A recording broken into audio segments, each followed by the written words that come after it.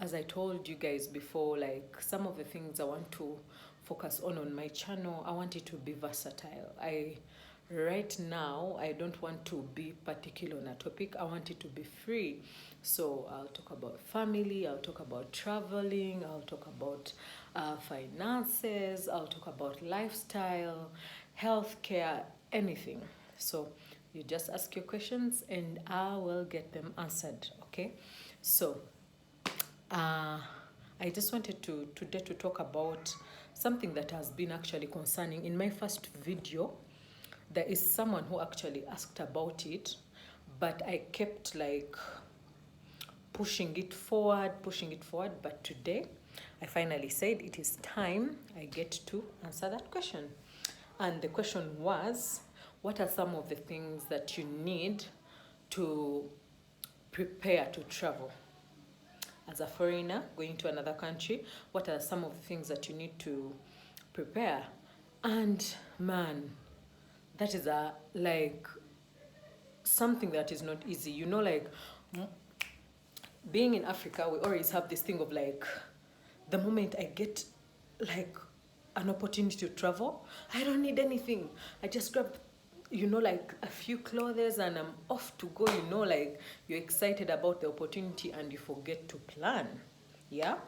But actually, there is a lot. There is a lot that you need to be prepared, especially if you're going to a country that has different weather, a country that has a different language. There's a lot of dynamics that works with where you're going.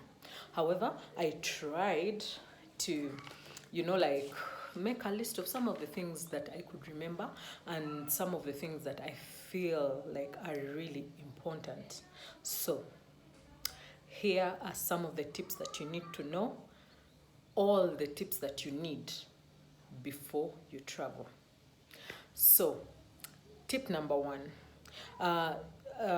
you will forgive me today, I'm really like using, my camera is seated on a table, so I think this is the surface that you're seeing. Yeah, and I got some issues with the stand, but I'll get it fixed. So it is what it is. Yeah, but some of the things that could really try to prepare you. Tip number one, I'll talk of different things and then I'll try to break them down. The first thing is about health. I was traveling to Poland, and one of the things is that you have to try to research about the country you're going to. If here in Africa, we do self-medication.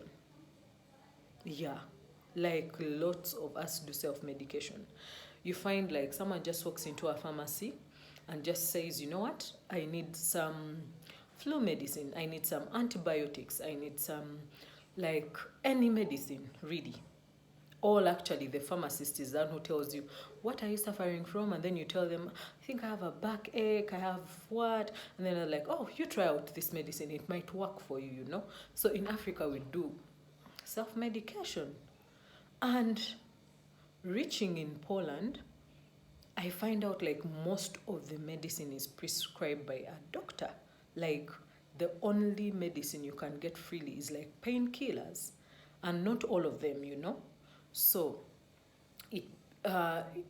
when I come to the part of health, please, if you can, you also have to make research, because there are some countries that do not allow, like they check your luggage, you know, so you have to make research to know like if they allow medicine or what, or find a way how to pack them, you know.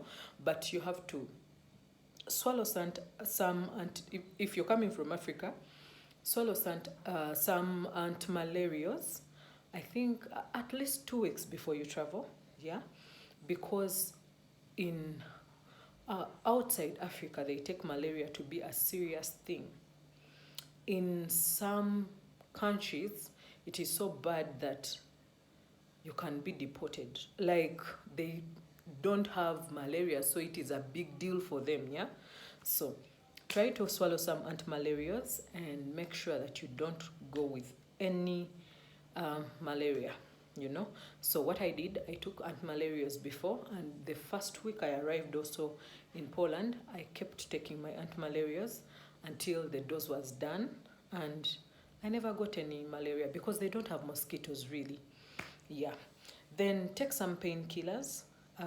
I know painkillers are, it's easy to access them, like some of them, but remember you're going to a new place and it might take you time to get to know where the pharmacies are, or like you have landed the first day, you don't know where the pharmacies are.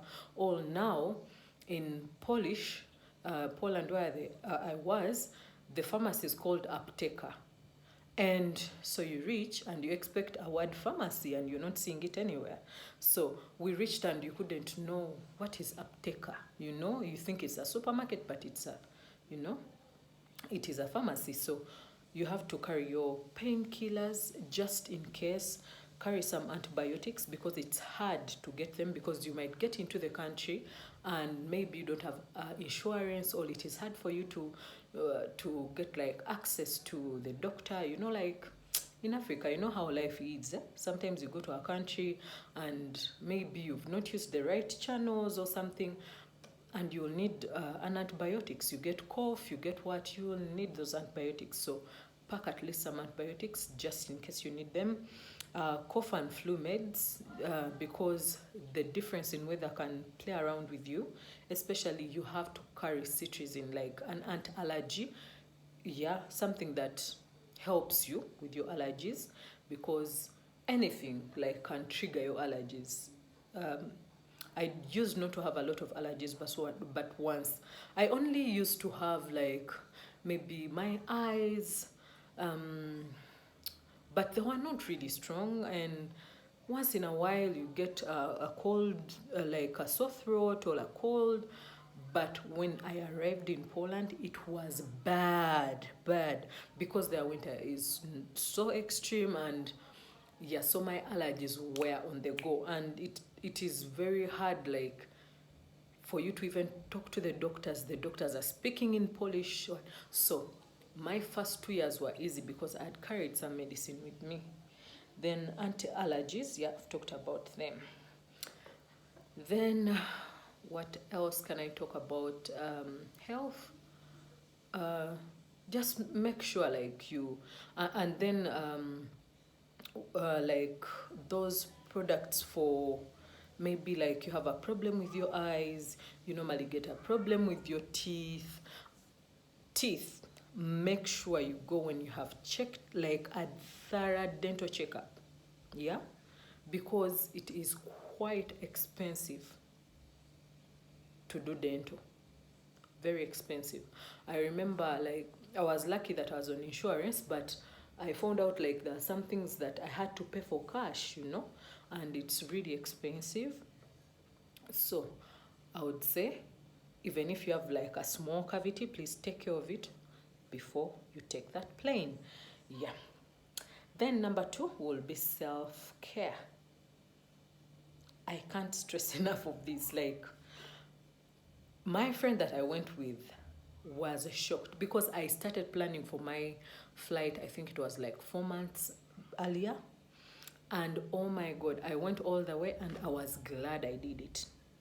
Like, when it comes to Vaseline, honey, please pack enough Vaseline. Like, if your Vaseline is available in kilograms, please take 1 kg just in case. You know why? I noticed like most of the European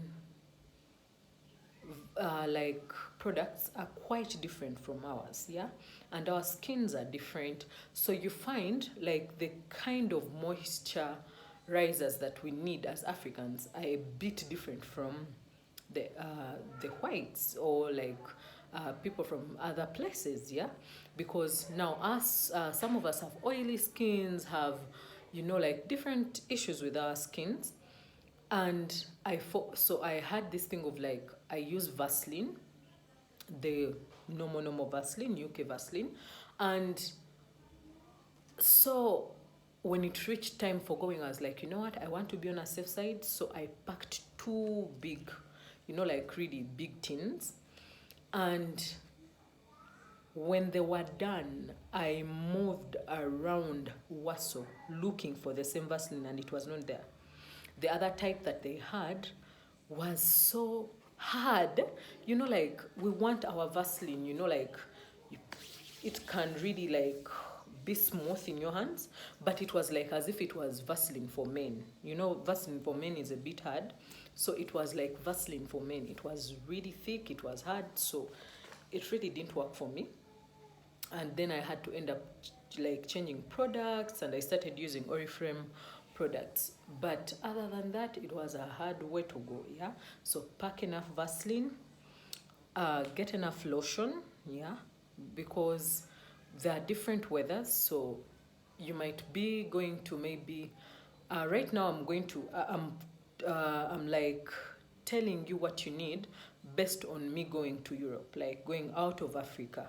But you're in Africa, you can still look at it at the weather. You're like, I'm going to a hot place, and then you get to know what to use. But if you're going out of Africa and you're going to Europe, or places that have winter or like different weather, then I got you. So lotion, you need lotion because you cannot use Vaseline in summer. Like it is hot, like hot. The moment you put Vaseline on yourself, you feel like you're burning.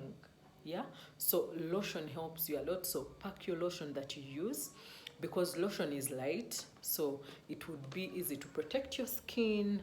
And then at the same time, if you can use lotion that protects you from the direct sun rays, so that would also do for you. So you need your lotion, you need Vaseline, then hair products. Oh my god, Africans, please, if you can, like, pack your hair products like in plenty. I can't even stress it enough, like in plenty. Because like I remember when I was going, I decided to do dreads when I was going to travel, because I felt like they would be easy to maintain. They just outgrow themselves. I learned how to lock them myself, so I was like, it would be easy, you know. But I carried like hair food. It was like a 1 kg tin. There's some lady, I think they're called Mom's Hair Food. She was at Kamu Kamu by then, Kamu Kamu Plaza, and like they sell very nice Vaseline. So I decided, I'm like, you know what? But they normally do hair products, yeah. It was hair products, yeah. So hair food, I got their hair shampoo. I got their hair shampoo, I got their conditioner. I think that was it. And conditioner, I think, yeah. So like I just had enough on me, and it really helped me out. You know, like the first time I walked into, I was tired of the dreads, like they're being hard to maintain. I'm like, so I walked to a salon, and I'm like, you know what, let me get rid of these dreads and just see what these people can do with my hair. So I walk into the salon, I know it's going to be damn expensive, but I'm like, no, I need something else in my head. And we Africans like change hair almost every like 2 weeks, because it's affordable, it is easy, like you have so many friends who can do your hair, like so many factors, you know, to us really changing our hair all the time. So like, unlike me, like I don't like playing in my head that much, so I learned how to, you know, yeah, how to maintain hair for a while. But being in also Poland helped me learn how to even maintain it more, you know. So I I I just decided, and I'm like, let me sit in this salon and see what they're going to do. So the lady touches my hand, she's like, Saprasham, Saprasham. I'm like, I know Saprasham means sorry. And then I'm like, what? And she's like, me no African hair. Me no, me no. So, and then I asked her, like, you've never worked on African hair? She's like, no, we don't work on African hair. And I'm like, so what am I supposed to do? She's like, I spoil hair. No, no. So she's like, she was afraid to spoil my hair. So she's like, I cannot work on you. And that happened to me like for the 3, 4 salons I went to, you know. So it was so hard. Even when I made up a decision to cut off my hair, I walked to another salon that had like haircuts. I sat down and they're like, me, no, you know, like they are afraid of not necessarily like touching us, but they don't know how to, you know, our texture of hair is totally different. They don't know how to handle it, and it was a hard nut to crack until I got to know of a place that is the African market. Yeah, so there are very many Africans, there are saloons, there are businesses of Nigerians, Ghanaians, you know, like different people. And so that's how we accessed like people who could cut off our hair or who could plait our hair. And then later on, we got to meet like friends who would, especially people from the West Africa, are so good with hair, so they would help us with our hair. But other than that, at least I had uh, hair products to maintain it. I had my hair food, I had my lotion, I had my hair food, I had my shampoo, my conditioner, so I would at least wash my hair. And then I remember when my shampoo got done, I went and used some shampoo and my hair became thick, like thick. So yours, that's why I'm saying it's better if you pack enough of your own things, yeah? Then makeup. For ladies, please. I trust me, I went even to MAC, and they did not have um, foundation for Africans. You know, like how MAC supplies this side, they just have companies that like manufacture for Africa, but they don't maintain it in their country. It takes time for them to even put on the shelf like foundation for Africans. So I was lucky. I packed my own enough foundation. Like I remember I packed like around four foundation tubes, and then I had enough lip liners. I had pencils. I had enough. Uh, what else did I take? But just know, like anything you use for your makeup, I just packed enough, and I was glad I did. It took me like 1 year for me to find out where I had to get them and find them. So it is better you pack your own things, yeah? Then wigs. Oh my God. I had only packed one wig. You can get a bad hair day, and you have a very important place to go to, or a date, or your like someone's birthday or something like really important, and you need to look good. And here I am with my dreads wearing out. Like, we started looking for wigs online, yeah, and they were quite expensive. And then I remember there's a wig I ordered online, and it came, and it was, I ordered black, and it came when it's blonde. Oh my God. Like, just pack your wigs, yeah? I can't at least have two, the least have two, like a long one and a short one. And one thing I can say is that people who are not African, like they are amused by this curvy wavy hair, yeah? So if you can also get a wig that has some curls in it, it would really do you well, yeah? And number 3, I will go to learning some survival skills.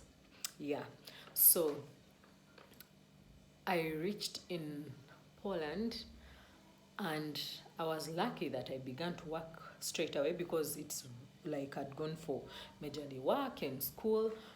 But I reached a time where I felt like I wished I knew some other things, yeah? Like plaiting hair. The girls from the West Africa were making money. Do you know, like just making your hair, and they're taking like around like 300,000 Ugandan shillings, you know? And you, like, skills, making nails. Oh my God, you walk into a nail shop and they're taking almost like 120, 150,000 Ugandan shillings. And there are people who knew how to do those. So we ended up, when the girls who used to know how to make hair quit their jobs and they decided to start working from their apartments. Like they get appointment, you get an appointment with them, you go to their apartment, you buy your own hair, and you take your head and your hair there, and you still pay the same amount. You understand? So like they were making money, so it became like they're self-employed. So that is one thing that I wished I had really learned. I knew how to do dreads, which was also good because I got some customers, especially like repairing dreads. I went, because I had dreads, I asked the guy and he taught me how to repair them. So I knew how to repair dreads, and I was glad that I got some customers there, and it was good money. Yeah, that was also something that I was glad at least I knew. But if I knew how to plait like twist, threes, box braids, like knotless braids, those things, you earn good money. Yeah.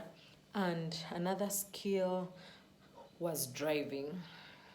Like there's a time you just come and you feel like you don't want to be employed anymore. And one of the skills I wished I had was driving, because it is cars in Europe are cheaper, very cheap, yeah? So it is easy for you to work and save up for a car and register for Uber, and that's being self-employed. So if you're planning to go out of the country, I would request that at least you know how to drive, so that if you get there and you have your driving permit, at least make it international, so that when you get there, it will be easy for you to, when you fail to do all other things, you can always like fall back to Uber driving. Yeah. Then teaching English, try to get a skill, at least do a TESOL certificate, so that you can know how to teach English as a second language. That is something that I earned most of my money from, and I was glad I did it, and it was a nice experience. And then sewing, like if you know how to sew, like charani, real sewing, yeah, making clothes, repairing clothes, those things. If you know how to, and you get there are so many whites, like you just take your trouser just to be fitted, and the guy asks for 50,000. Like how we take our mpale, like to wecharan, and you like nyigiramu anu njaku enkumi biri.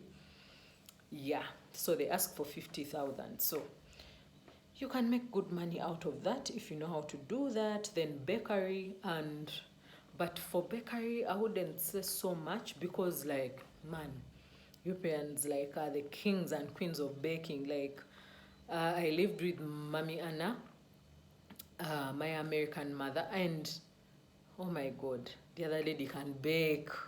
Like she has like a trillion ideas of things to bake. Yeah. So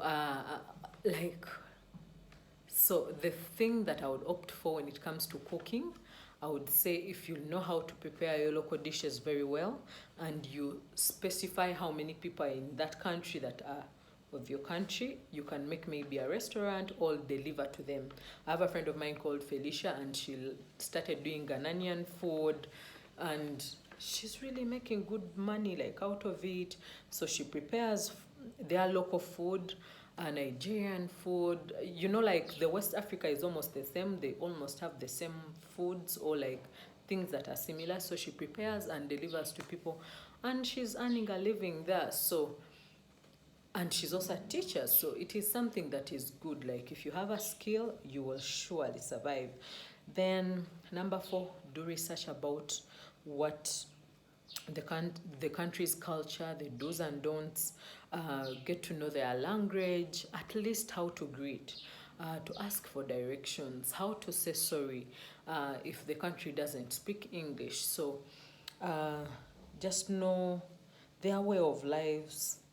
Then lastly, I'm going to talk about the clothes. When I was going, I remember I tried to buy clothes here in Uganda, and my hell, I was disappointed. Like, seriously disappointed. Why? You know, in Africa, we have this thing of like when someone is selling to you something, they're trying to really tell you, like, it is good, it works. In fact, we, when you know these things, you reach a time and laugh, yeah? We have so many people who advertise boots and they say winter boots. And then you look at the shoe that's saying winter boots. Huh? It can't even survive in autumn, you know? So, it, because we do not know, we buy them. So I bought some boots and I'm like, winter boots. Then some guy told me, this is a winter jacket. Egenda kubugumya, like you feel hot. You are. Later did I know it had chicken feathers inside of it. Yeah? But when you put it on, when you're here in Africa, it was so warm and hot. So I was like, mommy, this jacket is going to work for me. And I remember I bought it around like 35,000. Yeah, so I was like, I've got it cheaply and it is warm, you know, but it was filled with chicken feather. So I reach in Poland here with my cases, jeans, what, only to find the type of jeans that we use here are for the weather that we have. They cannot apply to any weather, you know. The jacket I took, I remember I pushed my cat out of the airport. The weather, how it was cold, I went back. I was wearing a legging and jean. I put on another jean on top. I put on another legging on top of it. I put on a jacket, a sweater, a jumper, and put on the other jacket that I thought was, you know, I still got out and I was dying, like it was that cold. And then my jacket, I work with my jacket 1 week. It's very dirty. I put it in the, like in the washing machine. Coming out, I'm seeing chicken feathers falling out. That is how it died, like netujizika. Yeah, like it had like packs, yeah, it had those patches, so all the chicken feathers had gone in every corner of the patch. So it was not warm anymore. It could not work even in the autumn. So it was just done. So I ended up buying more clothes when I went the other side. So I would advise you, if you're traveling in time of winter, just buy, because the jeans that are here cannot apply that side, just buy leggings. You will need leggings because it's hard to find leggings that are our comfort and our butt, you know, like our structure is different, yeah? So just find enough leggings, pack enough leggings, because you will need them every time. You can put them on in summer, you can put them on in winter, you can put them in autumn. So pack enough leggings. You can buy only like 3 jeans. Get like 2 hoodies and 1 jacket, and then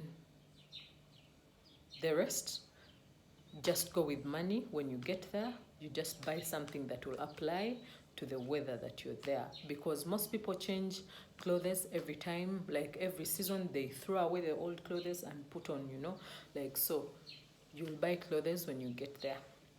I think that is it for today. I love you so much, you guys. Thank you very much for listening. I will keep on updating you about some of the questions that you asked.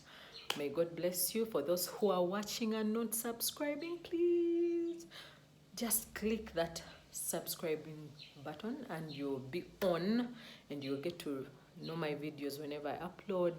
Love you guys. Thank you very much. Mwah.